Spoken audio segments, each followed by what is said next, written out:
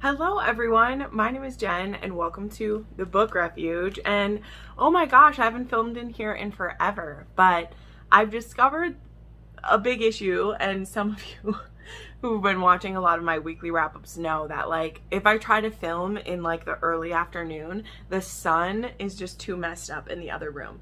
And like during the summertime when it's hot, I like have to film in there because it's just too hot in any other place in my apartment. But today it's kind of nicer. I just have like one fan coming this way and it's not too much. And I thought it would be cute to film in here again because I do have it set up very nice. Bookshelf there, lights. This is my like monthly TBR is always above my bed. So I was like, let's try filming this one in my room because I think we can handle it here.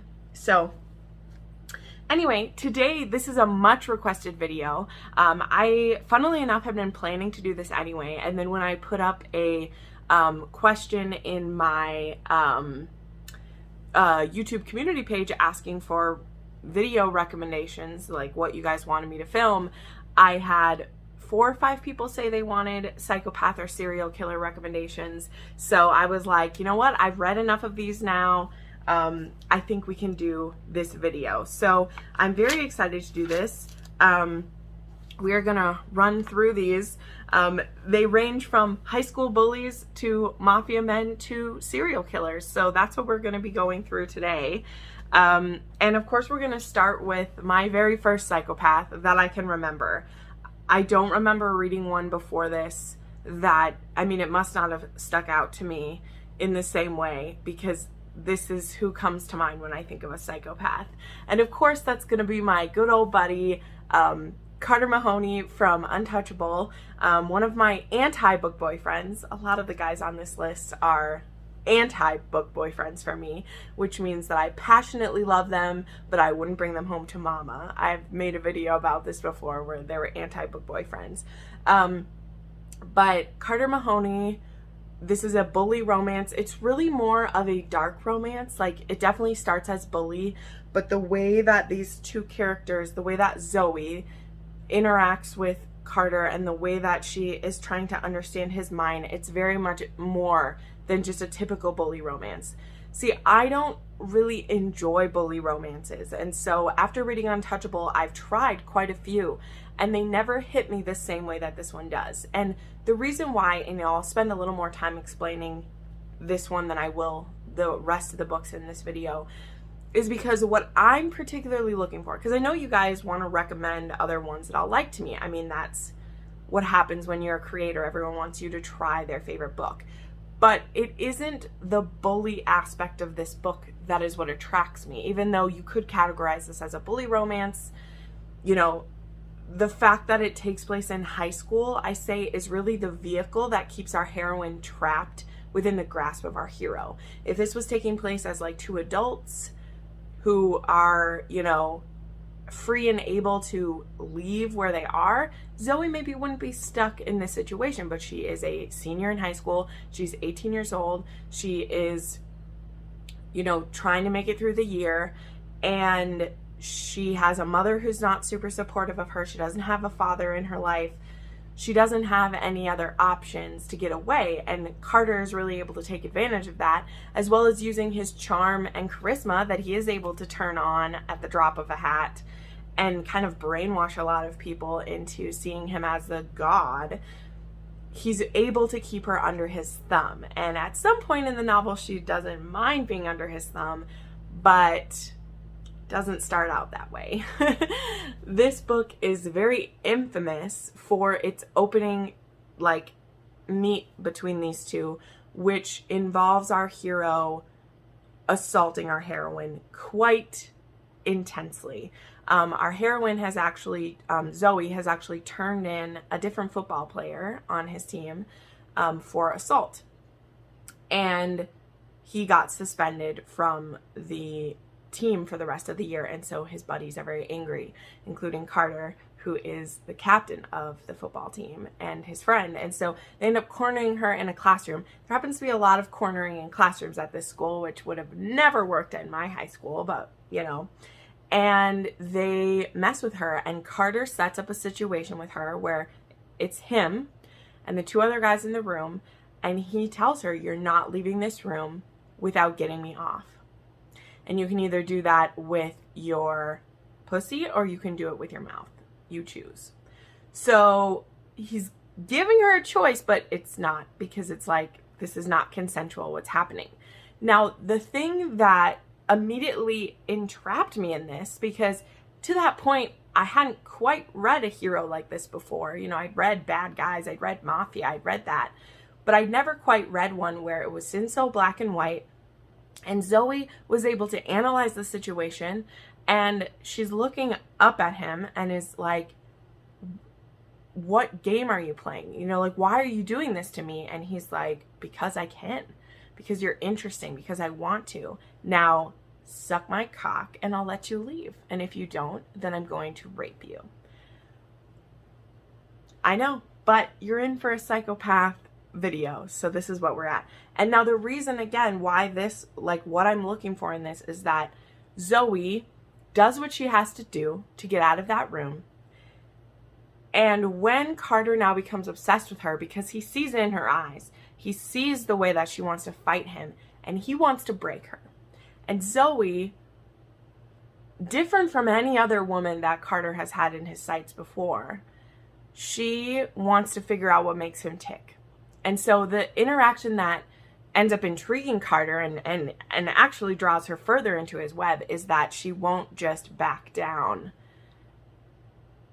the way that he expects her to and crumble.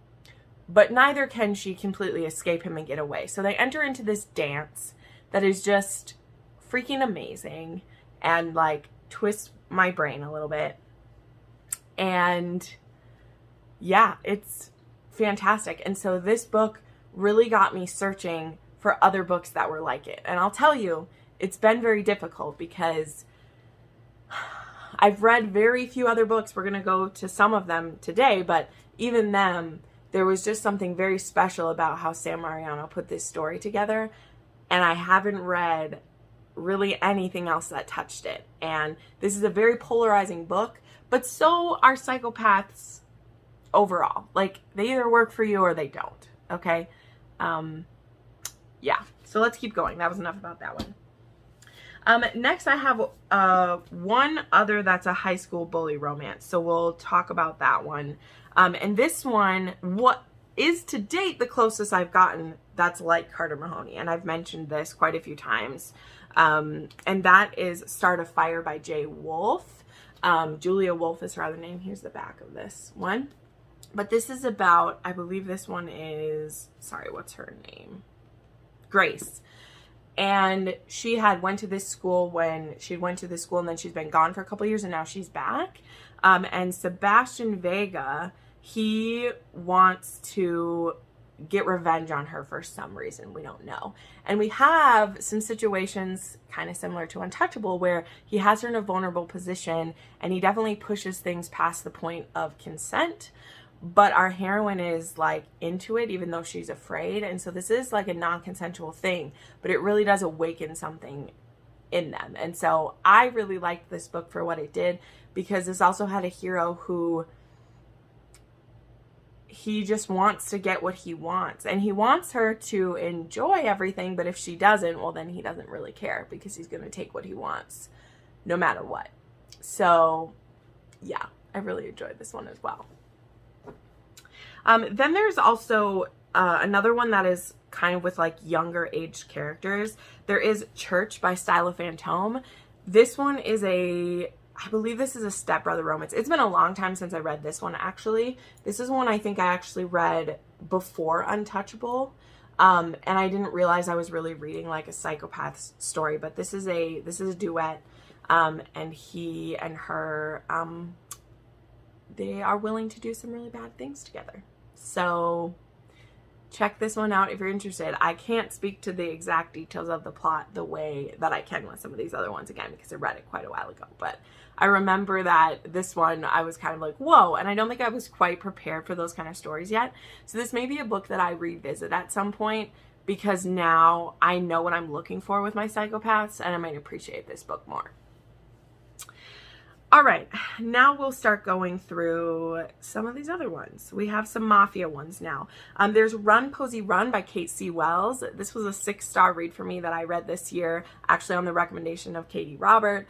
This is a book that starts out very interesting because we actually have an established couple. We have Posy and we have, oh, the hero's name just went out of my mind, but they're in a relationship, and she's the type of woman that she is basically like high class whore, if we want to say that. I don't know. She's a kept woman by this guy who works for the mafia. He is like their accountant and like money guy, because that's the way his brain works, right? A lot of the psychopaths we're talking about, they are, you know, a little bit twisted in their brain somehow, whether by birth or by like being made that way through their experiences.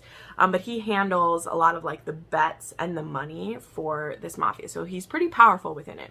And he has his girlfriend Posy, and someone sabotages their relationship by sending him a sex tape that she had made, not consensually, that was made of her before she was ever dating him, because she has dated quite a few guys in the mafia. That's just what she does. That's how she feels validated, because they buy her pretty things and then she'll let them do whatever they want to her sexually. And that's the relationship she's in with the hero too. Darius, that's his name, Darius.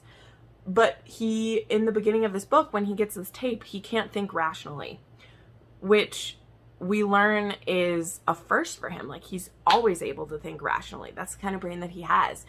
But he doesn't realize that this is an old video of her, because the tape has been doctored, and he won't listen to her because, so she's like, fine, fuck you, and she runs away.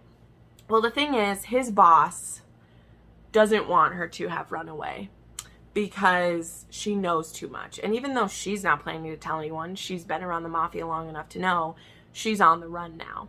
Granted, the Run, Posy, Run.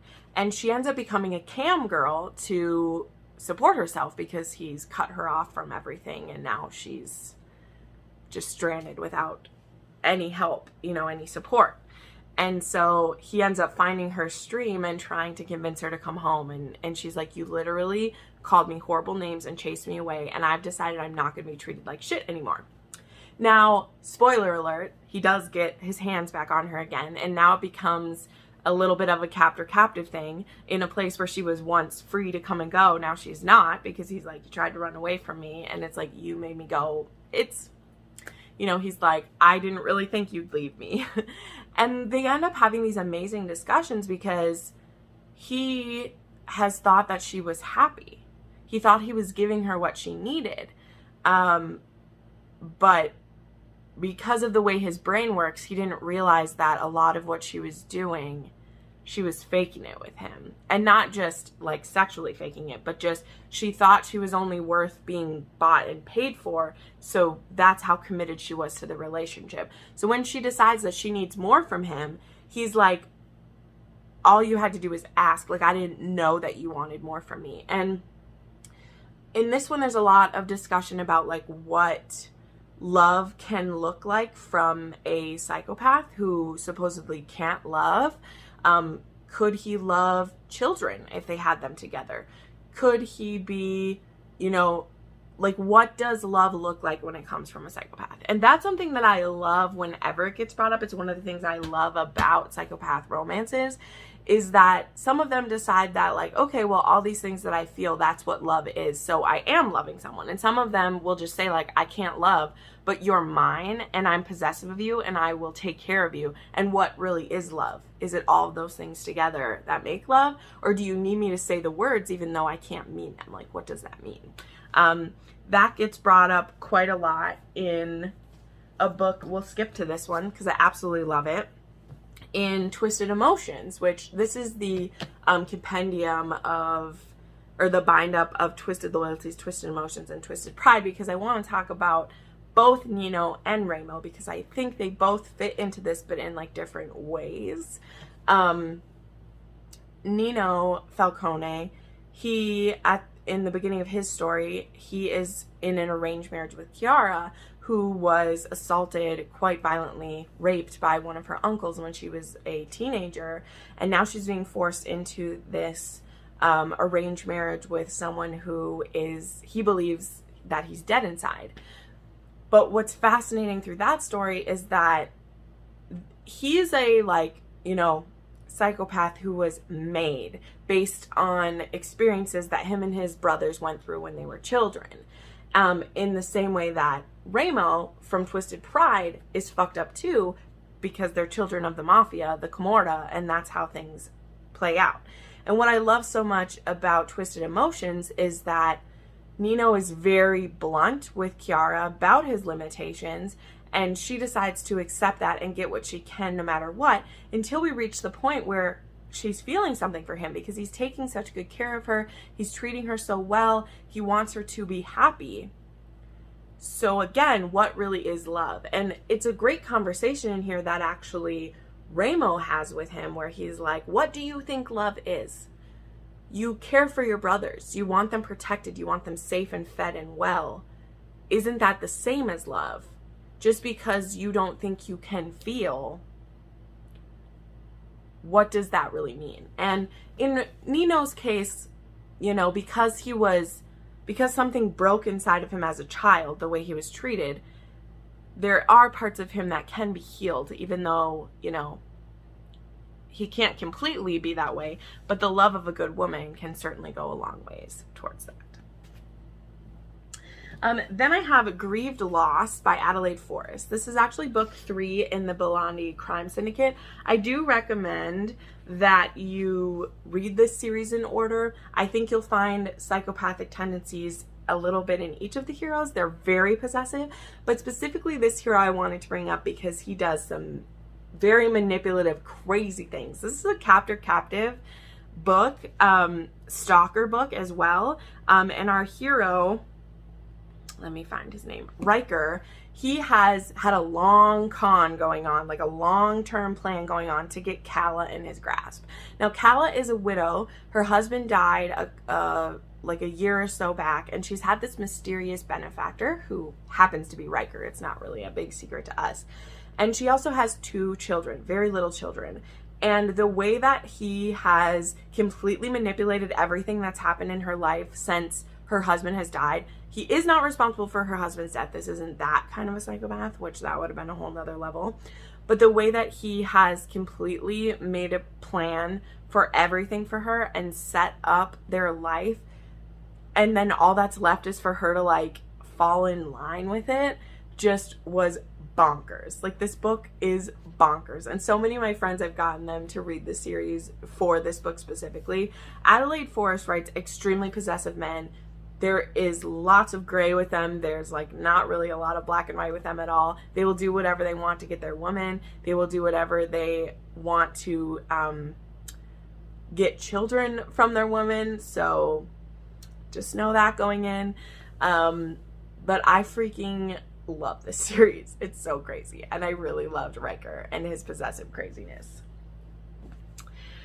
Then we have, I'm going to talk about both of these books together. These books finally pushed me over the edge into making this video, and that is the Necessary Evil series by Onley James. This is a series that's just starting. The first 2 books are out. There's going to be 7 total, and all of them are psychopaths, okay? So the first one, we have Unhinged, and we have Psycho, and they are about this group of boys / they're men now that were put together painstakingly by a, like, psychologist named Thomas, who wanted to build a, like, team of I don't know the way to say it, but they are psychopaths. He adopts them one by one when he is able to, like, identify these boys who have psychopathic tendencies, and that he could craft them into serial killers. Not just any serial killers, but vigilante serial killers who kill who kill perverts and serial killers and things like that, and rapists and all that jazz. And so the first one in our series, Unhinged, is Adam, who he killed this pedophile like 10, 12 years ago, and that pedophile had a son named Noah. And Noah now is an adult. He's like 18, 19, 20, I can't remember. And he is having his memories come back that his father, who was abusing him, had friends who also abused him. And those memories have come back now. and he wants Adam's help killing those other men. And so yes, this is a male-male romance. I believe all of them in this series are going to be LGBTQ male-male romances probably. But each of the psychopaths is a little bit different. In Psycho, we have someone who's a little bit more like Adam's a little bit more chaotic psychopath, whereas August is a bit more like calculating, and so he's actually a professor. So he reminds me a lot of like Reed from Criminal Minds, but you know, a psycho. And one of his new fellow teachers is actually an empath who used to work for the FBI, and when he touches people, he can know their violent tendencies. So they have a very interesting relationship. And I just, oh my God, I love how possessive these guys are. Like, oh my word, they are amazing. Specifically like August, when he gets a glimpse of his hero, he tells his family, he's like, I just want to see what he's made of. I want to poke him and prod him and see what his insides are. And then he's like, but not in the killery way, just like, I want inside his head. And I love their relationship. These books are delightful, and they're definitely dark, but they're also so fun just because of how possessive and sweet and sexy these guys are. It's fantastic. Then I have Dead Man Walking by Giana Darling. This is the 6th book in her Fallen Men series. This is about Priest and Bee. Priest is the one of the enforcers for the fallen men, and Bee is the sister of his president's wife, who, I know that sounds weird, but there's a motorcycle president named Zeus, and he has a young wife named Lou, and Lou has a sister named Bee. So that's how this connects. Priest, he's a psychopath. He is crazy. He's out for blood. He's the perfect man to be their enforcer and executioner. And Bee has a thing for him, and she has for a while, and it's finally time for it to happen. He doesn't think that he can love, but he wants to possess her. He thinks that he's not good enough for her, but he wants to like crack her open and see her insides as well. And I just love this one. I love this one. And then the last one I want to mention is a classic in the dark romance, like kidnapper, dark stuff, and that's gonna be Julian from the Twist Me series. This is a trilogy. I have the bind up of these 3. This is by Anna Zaires and her husband. I believe she's a writing duo with her husband. This was the first like captive I ever read that was like contemporary, because yeah, I've read historicals that had that in it before. But Julian sees her for the first time when she goes to a club when she's 17, and he gets his eyes on her. And then when she has graduated high school, she sees him at her graduation, which is weird. And then she's on a date with her sweet high school boyfriend, and Julian steps in and kidnaps her. And when she wakes up, she's on his private island. It turns out he's an international arms dealer that deals with both evil and with the FBI and Interpol. And so no one is going to cross him, and she belongs to him, and he can do whatever he wants with her. This is definitely a story of Stockholm Syndrome, like legit. People say that's what's happening in books. That actually happens to our heroine. Over time spending with him, she becomes more like evil like him and seeing things his way. Julian is a hero that I don't know I could reread this book, even though it like means so much to me for nostalgia wise. I tried to reread this at one point, and he's just so manipulative and like controlling, and he wants every thought that Nora has to be about him because he's bonkers. So there's that. But anyway, I forgot that I have one more to mention. I didn't want to forget this. This is a new release, and I am in love with this book. I've talked about it quite a few times, and that's The Devil and I by Kay Alastor. I've really been hyping up this author. She's a fan of mine, actually, and so she had me read an arc of this book, and I immediately had to buy it when it came out because I loved it. It's a short one. She's working on Mafia next, and I'm very excited. But this is actually about Lucas, who is a police officer who kills serial killers, pedophiles. You know the drill. We've talked about it already. And Reina is someone who's been raped, and her rapist got away with it. and he's threatening to come and hurt her again. And so in an act of desperation, she goes into the woods to kill herself. So big trigger warning for attempted suicide, like right in the beginning. Lucas happens to be on his daily run, and he finds her after she has slit her wrist. And he decides that he wants to know who'd hurt this woman and what made her do this. And then he wants her for himself because she's already left a suicide note. She's already decided to die. He might as well take her and make her his. And if you want to talk about, I would describe this as a serial killer fairy tale, because he is precious and possessive and so caring of her. And he wants to slay her demons for her. And it lights up all my little happy lights. So I highly recommend this. Please support this author. I want her to write more. And I genuinely love this book. Like, you know, I would not rep one if I don't. So there we go. Those are my psychopath and serial killer recommendations. Let me know some of your favorites. I definitely am reading some more right now. But yeah, I just wanted to share those with you, and I hope you enjoyed this video. Have a great day. Bye.